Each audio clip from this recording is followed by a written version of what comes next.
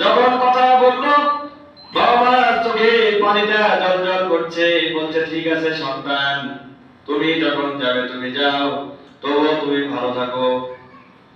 এই সন্তান ঢাকা চলে যায়।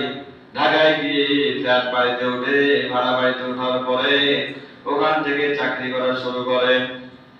দিনের পর দিন যায়, মাসের পর মাস যায়, বছরের পর বছর যায়, সন্তান আর টাকা পাঠায় না। বেটার বয়ে বলেছে, তোমার মা বাবাকে একটি টাকাও তুমি দিতে পারো না।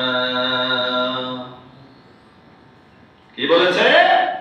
তুমি তোমার বাবা মাকে একটি টাকাও তুমি দিতে পারবা না, সমস্ত টাকা তুমি আমার নামে জমা করো ব্যাংকে। 2 বছর হয়ে গেল, বাবা মার কোনো খোঁজ নেই। বাবা মা কিভাবে আছে, কি খেয়ে থাকে, কি করে থাকে। হঠাৎ করে ছেলের মনে একদিন কষ্ট অনুভূতি হলো।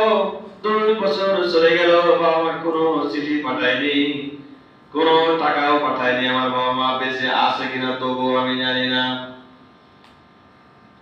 অনেক কষ্টের পর চিন্তা করলো, রাতের ভিতরে আমি ঢাকায় চলে যাব, ঢাকা থেকে বাসায় যাব। রাতের গাড়ি ধরে কুষ্টিয়া চলে যাচ্ছে। কুষ্টিয়া আসার পরে দেখে যে বৃদ্ধ কোনো মানুষ নাই। একজন বৃদ্ধ মানুষ একটা রিক্সা নিয়ে ওই হারিকেনের টিমটিমে আলো জ্বালিয়ে দাঁড়িয়ে আছে এক সাইডে। শীতের রাত, বস্তায় জামা, বস্তায় কাপড়, গায়ে ছেঁড়া গেঞ্জি। শীতের দিনে আপনারা জানেন, শীত লাগলে অনেক সময় কিন্তু বস্তা চড়তে দেয়, গায়ে দিলে কিন্তু তাও শীত মরে না। আর কিন্তু বাবা রিক্সা নিয়ে ওইখানে দাঁড়িয়ে আছে, আর সন্তান ঢাকার কোচ থেকে নেমে এসে বলছে, এই রিক্সায় খালি এদিকে এসো। কাকে বলছে বলেন তো? বৃদ্ধ বাবাকে বলছে। ছিলেন না সন্তান যে উঠে তার বাবা। অফিসার ছেলে, কারো কাছে পরিচয় দেয় না, তার সন্তান ঢাকায় আছে পরিচয় দেয় না, বলে না।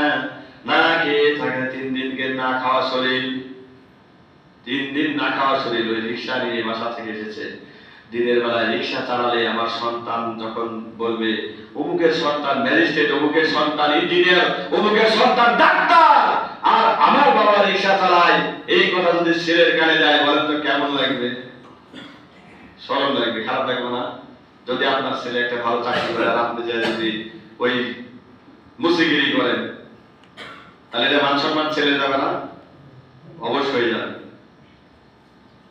এই কথা চিন্তা করে দিনের বেলায় রিক্সা নিয়ে বের হয় না, রাতের বেলায় যেটুকু সময় পাই ওইটুকু সময় ভাঙ্গা রিক্সা নিয়ে টুকটুক করে হারকিন জ্বালিয়ে দু একটা ভাড়া মারে। অনেক সময় অনেক কথা বলে, এই বৃদ্ধ এই বয়স্ক মানুষ, তুমি রিক্সা চালাতে পারো না, কেন আসো? অনেক কথা শুনতে হয়।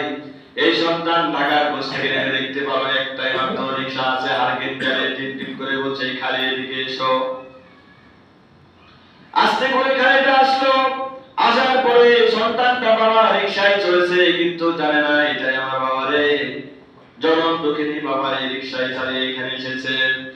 ওই বস্তা মাথায় দিয়ে যখন খালি বলে লেগেছে, বাবার মনটা হু হু করে কান্না করছে। আল্লাহু আকবার বলেন। সন্তান জানে না আমার বাবাকে আমি দেখেছি।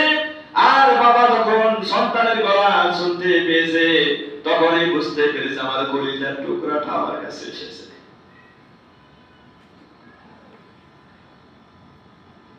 রিক্সায় চড়ার পর ঠুক ঠুক করে যখন যাচ্ছে, তখন পিঠের উপর থাবালে বলছে, রিক্সা জোরে যা। কাক থাবা দিচ্ছে? তুমি এই বৃদ্ধ বয়সে কেন রিক্সা চালাতে পারো না? আসো কেন? জোরে চালাও। বাবার বুকের ভিতর থেকে এই কথাগুলো বের হচ্ছে না। সন্তান, তোমার মতো মানুষকে অফিসার বানানোর জন্য আজকে আমাকে এখানে আসতে হয়েছে। তোমার মতো সন্তানকে মানুষ করতে গিয়ে আজকে আমাকে এখানে আসতে হয়েছে। বাবা কথা বলে না।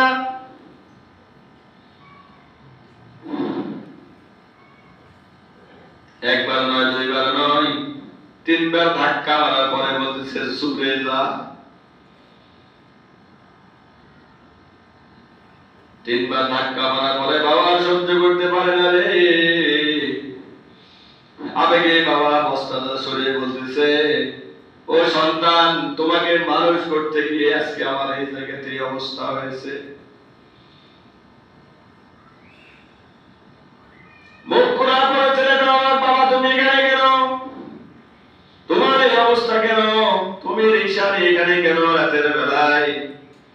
বাবা বলতেছে, সন্তান তুমি চলে যাওয়ার পরে তোমার মা অনেক অসুস্থ হয়ে বিছানাগত পড়ে আছে আজকে 1 বছর ধরে। তুমি চলে যাওয়ার পরে